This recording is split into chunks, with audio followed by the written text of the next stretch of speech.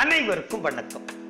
18/7/2017 நாளன்று ஒளிபரப்பப்பட்ட நிகழ்ச்சியில் பங்கேற்பாளர்கள் அனைவரும் ஒரே குடும்பமாக நடந்து கொள்ளும்படி, அதாவது நடித்துக் கொள்ளும்படி ஒரு டாஸ்கை கொடுத்திருக்கிறார் பிக் பாஸ்.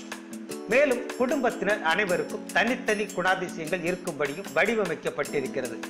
அதன்படி வையாபுரிக்கு கண்டிப்பான குடும்பத் தலைவர், சிநேகனுக்கு வேலையாள் வேடம் போன்றவை வழங்கப்பட்டுள்ளது. இப்போது பிரச்சனை அதுவல்ல.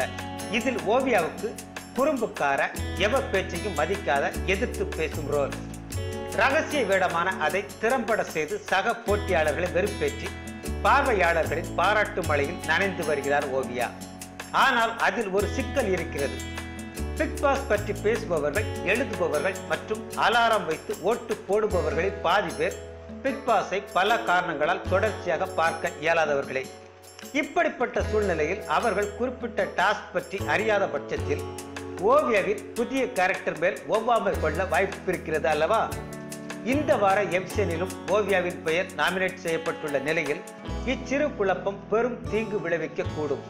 எனவே ஓவியா தற்காலிகமாக அடங்காப்புடாரி வேடத்தில் நடிக்க மட்டுமே செய்கிறார் என்ற தகவலை தமிழர் வாழும் இடங்களில் எல்லாம் பரப்புங்கள். ஓவியாவின் குணாதிசயத்தின் மீது யாருக்காவது வெறுப்பு ஏற்படுமாயின் அது உலகையே கட்டி ஆண்ட தமிழனுக்கும் கல் தோன்றா காலத்து முன் தோன்றிய மூத்த தமிழுக்கும் நேரும் மிக பெரும் இழுக்காகும்.